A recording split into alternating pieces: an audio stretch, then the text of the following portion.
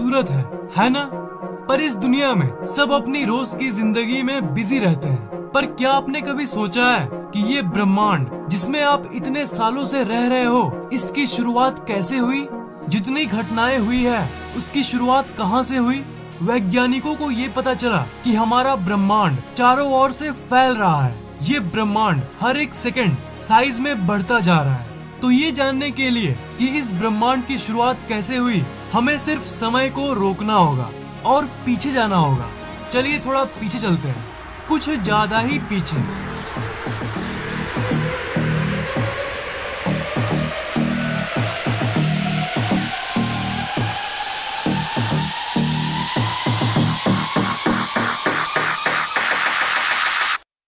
आज से करीब 13.8 अरब साल पहले ये है हमारा अनंत ब्रह्मांड। सब कुछ इस परमाणु से भी छोटे से गोले के अंदर समाया हुआ है। इस ब्रह्मांड में जो भी होने वाला है, इस ब्रह्मांड में जो भी घटना घटने वाली है, सब इसमें मौजूद है।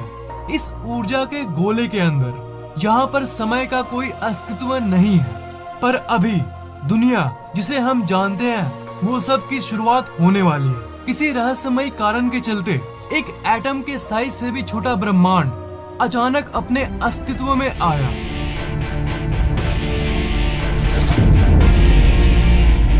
एक सेकंड के करोड़वें हिस्से के अंदर ये ब्रह्मांड अपने अस्तित्व में फैल गया और इसे ही हम कहते हैं द बिग बैंग। इस समय आप जो ब्लास्ट होते हुए देख पा रहे हो, ये सब ऊर्जा है, प्योर एनर्जी।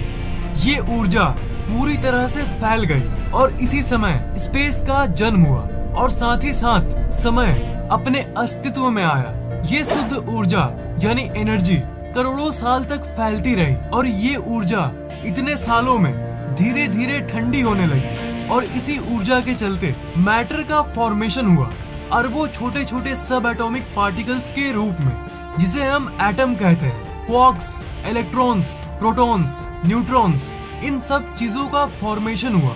असल में दो प्रकार की चीजें बनी थी। आधी थी मैटर, मतलब वो परमाणु और बाकी चीजें जिससे ये दुनिया बनी है, जिससे आप बने हो। और दूसरा ग्रुप था एंटी मैटर, जो मैटर का ऑपोजिट है। और क्योंकि एंटी मैटर मैटर का विपरीत है, इसलिए जब वो आपस में मिलते हैं तब वो एक दूसरे को खत्म कर देते थे। पर फॉर्चुनेटली मैटर एंटी मैटर से थोड़ा ज्यादा था। सब खत्म होने के बाद एक मैटर का गोला बच गया था और उसके विपरीत और कुछ नहीं था जो उसे खत्म कर सके, इसलिए उसका विस्फोट हो गया, जो कि हम लोगों के लिए बहुत लकी था, क्योंकि इसी एक गोले से अब पूरी दुनिया बनने वाली है। इसी एक मैटर के गोले के चलते तारों और ग्रहों वाला ब्रह्मांड अस्तित्व में आया। शुरू की बिग बैंग के चलते ये ब्रह्मांड अस्तित्व में आया और मैटर के गोले के इस विस्फोट के चलते ब्रह्मांड की अंदर की चीजें अस्तित्व में आई। उस गोले के ब्लास्ट होने के बाद सब कुछ ठंडा हुआ और आखिर में जाकर सब कुछ बनना शुरू हो गया। धूल जैसे दिखने वाले इस ब्रह्मांड में एक फोर्स अपना काम करने लगा। उस फोर्स के चलते हर एक एटम आपस में जुड़ने लगे, एक दूसरे की तरफ आकर्षित होने लगे। और ये फोर्स कोई और फोर्स नहीं, ये है फोर्स ऑफ ग्रेविटी यानी गुरुत्वाकर्षण बल। शुरुआत में इस ब्रह्मांड में ज्यादातर हाइड्रोजन के एटम्स एग्जिस्ट करते थे। गुरुत्वाकर्षण बल जगह जगह उस हाइड्रोजन के परमाणु को आपस में कॉम्प्रेस करने लगा। जिस जगह हाइड्रोजन के परमाणु गुरुत्वाकर्षण बल के चलते सामने आते थे, उस जगह का तापमान लाखों डिग्रीज तक पहुंच जाता था।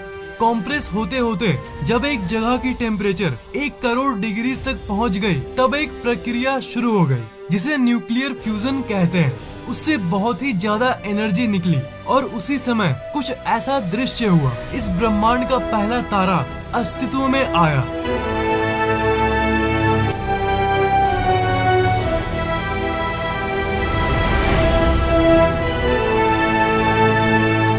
फिर इस तारे को अपना एक दोस्त मिल गया और इसी प्रक्रिया से शुरुआत में 200-300 तारे बने और लाखों साल के अंतराल करोड़ों तारे अस्तित्व में आ गए। जी हाँ, यही वो तारे हैं जो आप रात को आसमान में देखते हो। वो ब्रह्मांड के शुरुआत में इसी तरह बने थे। धीरे धीरे ये तारे गुरुत्वाकर्षण बल के चलते सामने आने लगे। वो आपस में एक ग्रुप में रहने लगे और अरबों तारों का समूह इस ब्रह्मांड में दिखने लगा। और अलग अलग शेप और साइज के ग्रुप का फॉर्मेशन हुआ। वो नजारा कुछ ऐसा दिखता है और इन्हें ही कहते हैं गैलेक्सीज।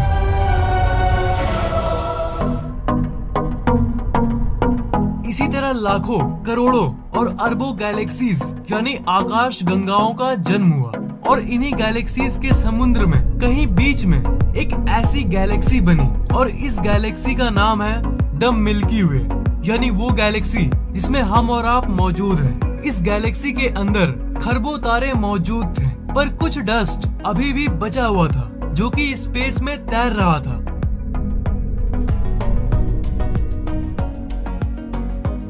पर हजारों साल के अंतराल में ग्रेविटी अपनी पावर दिखाने लगी।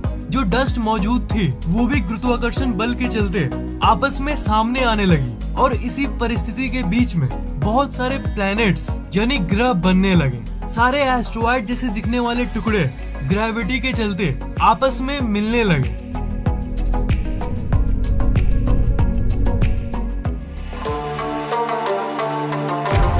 और इन्हीं ग्रहों के बनने के दौरान एक रॉकी प्लैनेट भी बनने लगा, यानी ऐसा ग्रह जिसका सतह सॉलिड था और किसे पता था कि इसका नाम होने वाला है अर्थ यानी धरती, जिसमें आपका और मेरा जन्म होने वाला है। सॉलिड टुकड़े आपस में जुड़ के प्लैनेट तो बन गए, पर जो बचे खुचे प्योर हाइड्रोजन के एटम्स थे वो भी आपस में मिलने लगे।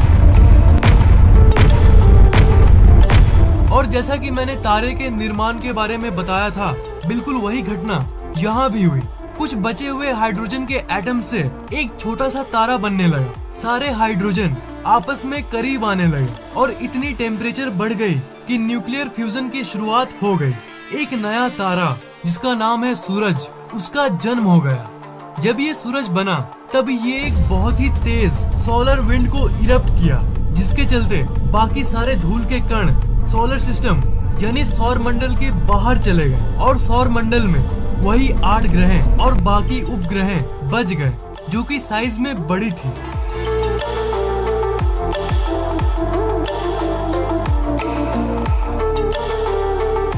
और सौर मंडल वैसा दिखने लगा जैसा वो अभी दिखता है। सोलर सिस्टम के बाहरी तरफ बहुत सारे गैस के प्लैनेट्स बन चुके थे, जैसे जुपिटर यानी बृहस्पति,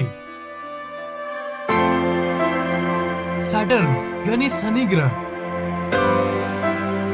यूरेनस यानी अरुण ग्रह और नेपच्यून यानी वरुण ग्रह।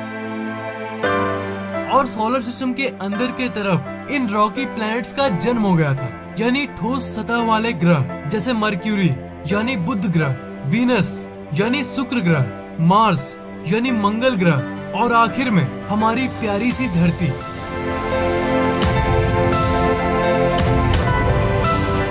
और यही वो धरती है जिसके इतने बड़े सतह पर से एक जगह पर बैठ के आप इस वीडियो को देख रहे हो। आपके जन्म के पहले इस ब्रह्मांड में इतना कुछ घट चुका है। बिग बैंग से जन्मा वो मैटर और उस मैटर से जन्मा ये तारा और इस तारे के बाद ग्रहों की उत्पत्ति और इसी के चलते आपका जन्म।